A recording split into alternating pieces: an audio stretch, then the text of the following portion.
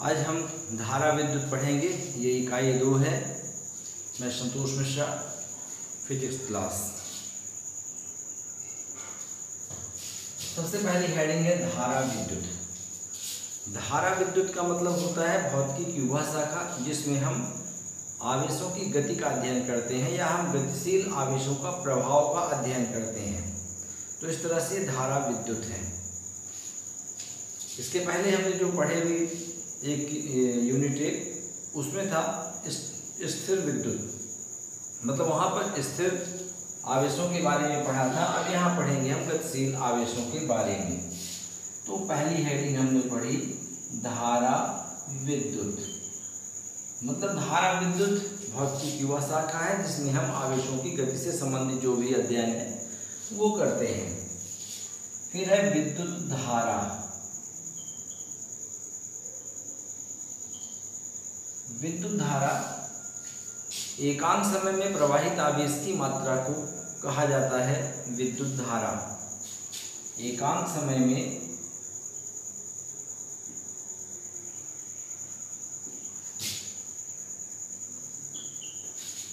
प्रवाहित आवेश की मात्रा को विद्युत धारा कहते हैं। या ऐसा कह सकते हैं कि आवेश प्रवाह की दर को विद्युत धारा कहते हैं। तो इस तरह से धारा बराबर हो जाएगा आवेश बटे समय, या फिर I बराबर Q/T। धारा का SI मात्रक एम्पियर है। इसे हम कैपिटल ए से भी प्रदर्शित कर सकते हैं। तो इस तरह ये धारा का SI मात्रक है। अगर विमीय सूत्र लिखना चाहें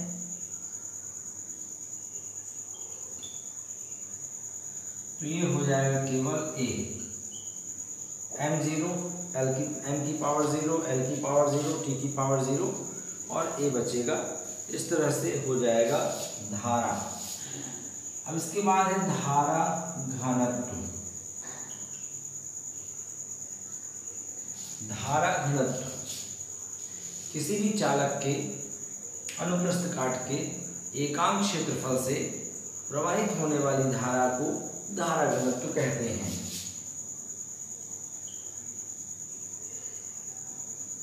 किसी भी चालक के एकांक परिच्छेद से प्रवाहित धारा को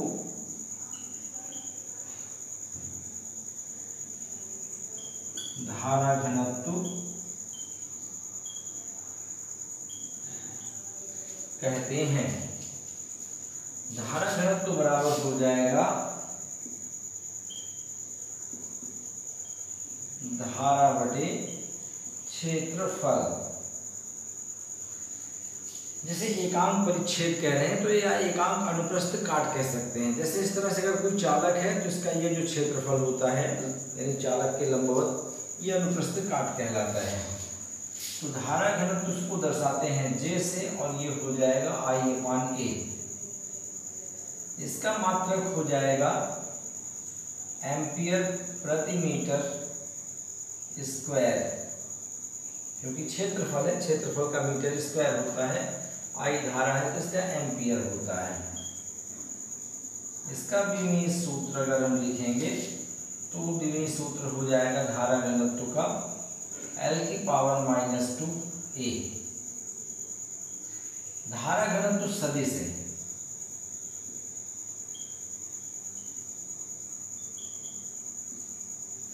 जबकि धारा अदिश है। धारा घनत्व तो सदिश राशि है लेकिन धारा अदिश राशि है। तो इस प्रकार से धारा और हम धारा घनत्व के बारे में समझते हैं।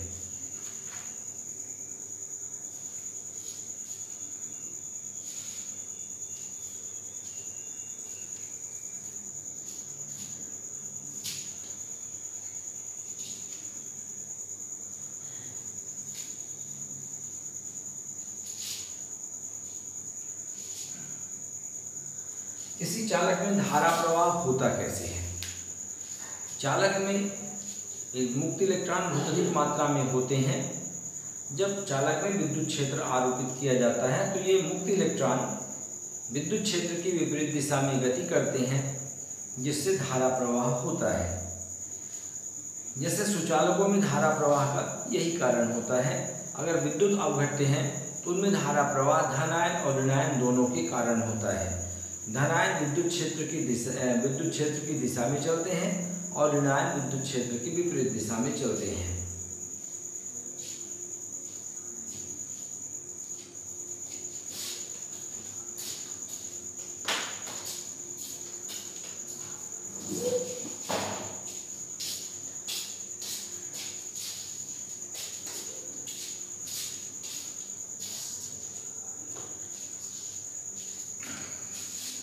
अनुगमन वेग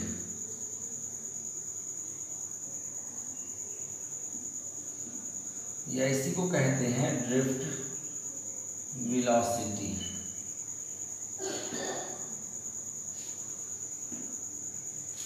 अनुगमन वेग, जब किसी चालक में विद्युत क्षेत्र आरोपित किया जाता है तो उस चालक में इलेक्ट्रॉन जिस नियत औसत वेग से नाभिकों से टकराते हुए चलते हैं उसे कहा जाता है अनुगमन वेग।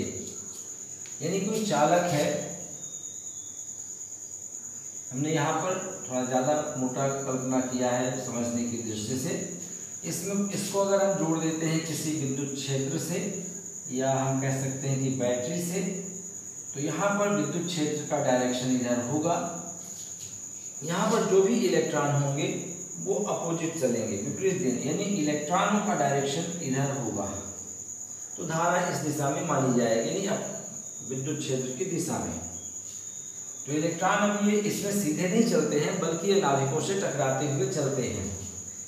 जब एक नाभिक से टकरा जाते हैं तो इनका वेग कम हो जाता है, फिर ये त्वरित होते हैं, फिर इनका वेग बढ़ता है, ये फिर नाभिकों से टकराते हैं।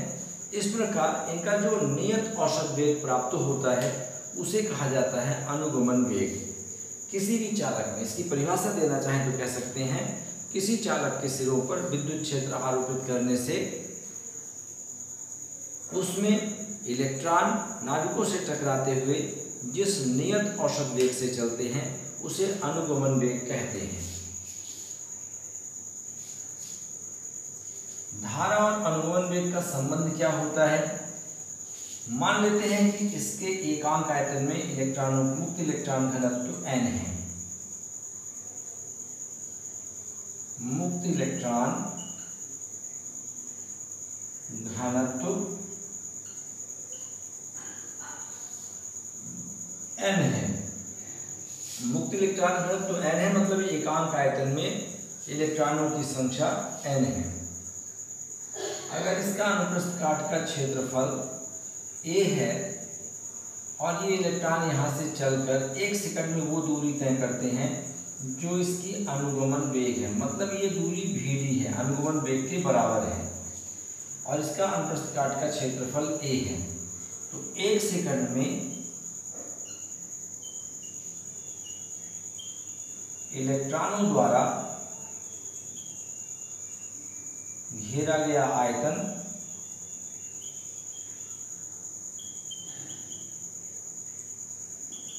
बराबर AVD, ये घेरा गया आयतन है।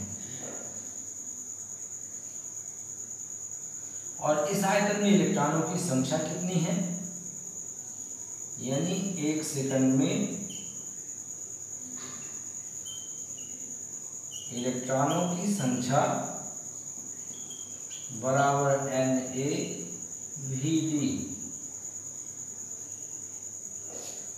तो आवेश की मात्रा 1 सेकंड में आवेश की मात्रा बराबर हो जाएगा NeAVd। 1 सेकंड में घेरा गया आयतन AVD है, एकांक आयतन में इलेक्ट्रॉनों की संख्या n है, तो इसका गुणा करेंगे तो इलेक्ट्रॉनों की संख्या मिलेगी और इसमें E का गुणा कर देंगे तो 1 सेकंड में आवेश की मात्रा हो जाएगी। और यह आवेश की मात्रा ही धारा है, क्योंकि प्रति सेकंड प्रवाहित आवेश की मात्रा को हम कहते हैं धारा यानी आई। तो आई बराबर हो जाएगा NEAVD। ये इसका धारा घनत्व का व्यंजक है। यहाँ पर J बराबर I/A लिखा जाता है। अगर ये मान रखते हैं तो A कैंसिल होगा, J बराबर हो जाएगा NEVD। इतना ये अनुगमन वेग और धारा का संबंध है।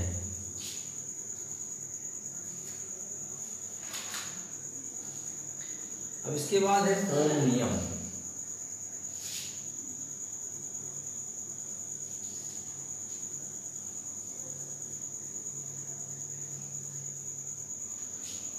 ओम नियम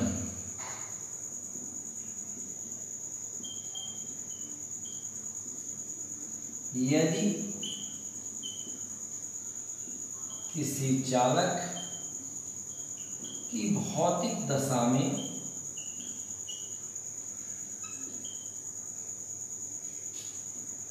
कोई परिवर्तन ना हो,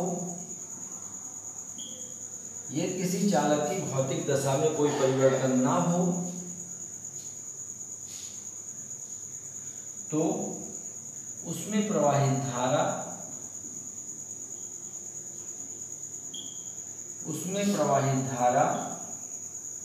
चालक के सिरों पर आरोपित विभवांतर के अनुक्रमानुपाती होती है।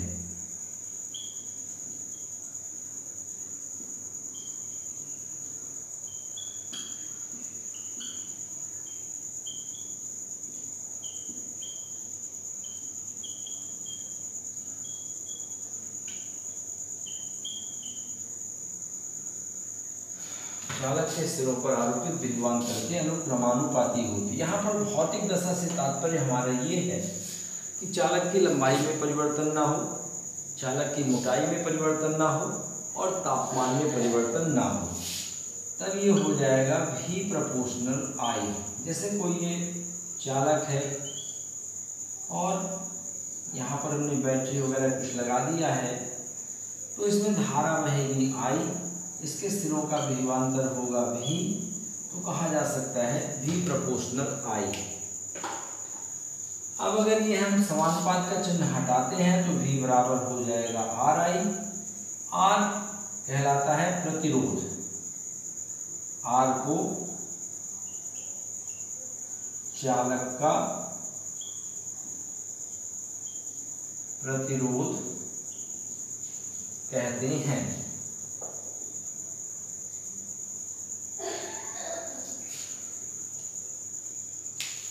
प्रतिरोध क्या है?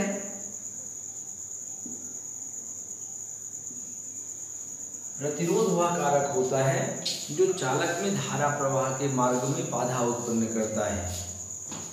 प्रतिरोध चालक में धारा प्रवाह में बाधा उत्पन्न करता है, जिससे धारा प्रवाह उतनी अच्छे से ना हो पाए। तो प्रतिरोध का मात्रक है इसमें, प्रतिरोध का मात्रक। वैसे तो अगर यहाँ पर देखें तो R बराबर V/I होगा वोल्ट पर एम्पियर, लेकिन इसका SI मात्रक होता है ओम। प्रतिरोध का SI मात्रक ओम है।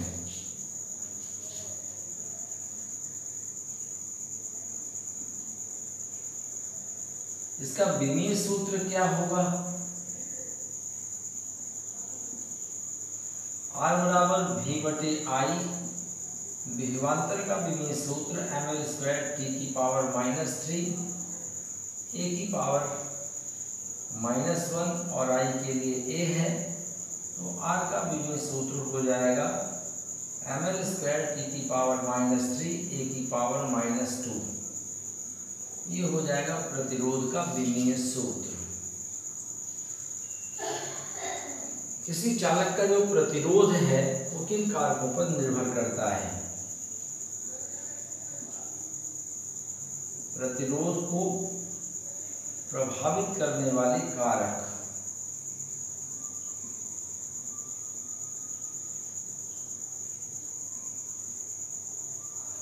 कारक तो वैसे इसमें लंबाई है, यानी R प्रोपोर्शनल L, अनुप्रस्थ काट का क्षेत्रफल है,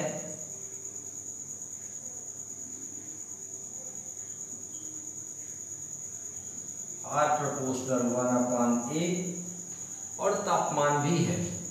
अगर तापमान को भी हम ना लें तो ये दो चीजें हैं, यदि ताप को हम स्थिर मान लें तो ये हो जाएगा R प्रोपोर्शनल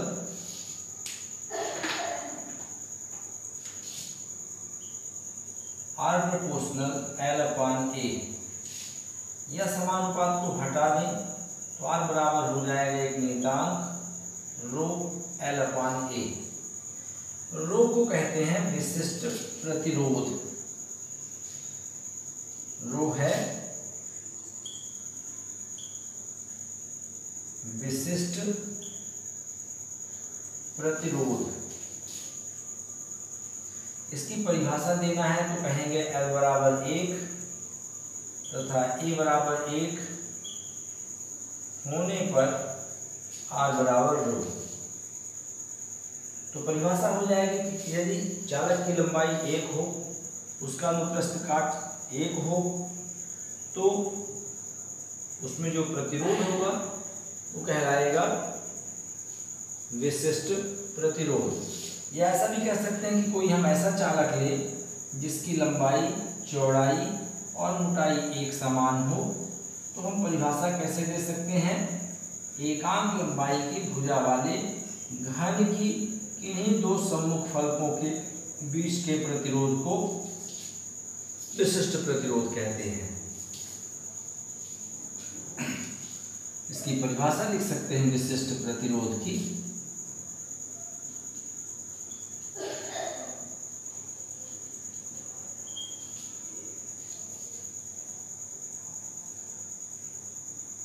एकांक लंबाई की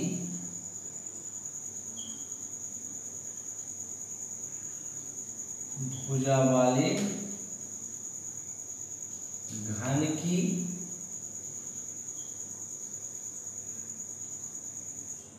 किन्हीं दो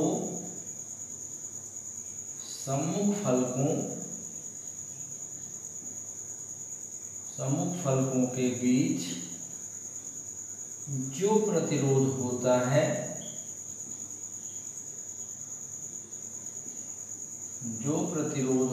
है, उसे विशिष्ट प्रतिरोध कहते हैं।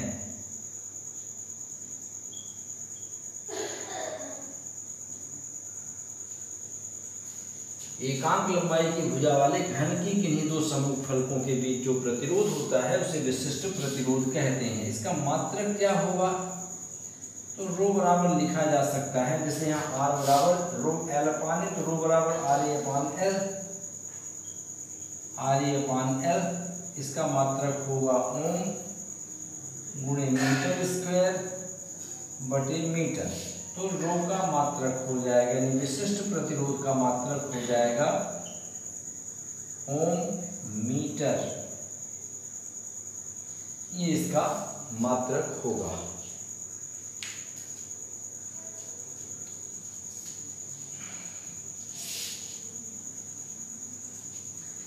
इसी प्रकार से चालकता होती है।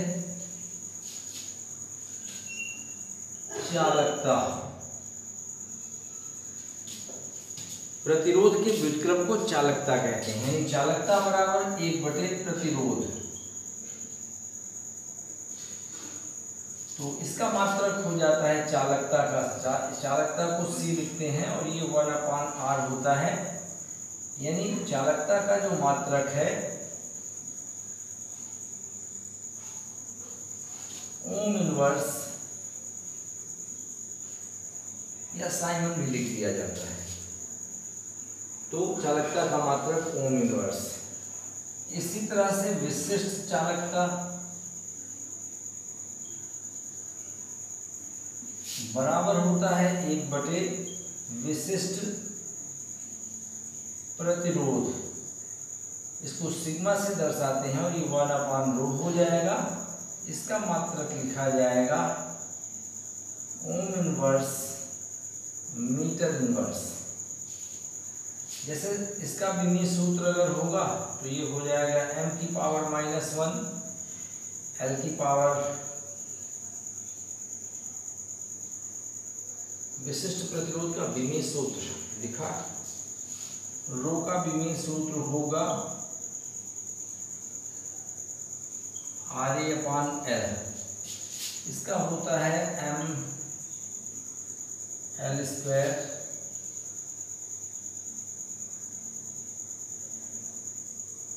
t की पावर -3 a की पावर -2/L।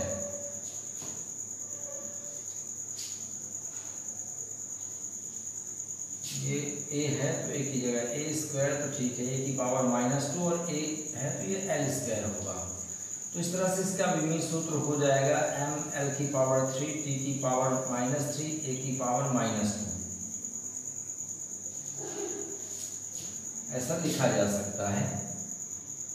तो इसी तरह से इसके लिए हो जाएगा सिग्मा का विमीय सूत्र, इसे लिखा जा सकता है m की पावर -1 l की पावर -3 t की पावर 3 और a की पावर 2। इस रूप में इसे लिख सकते हैं।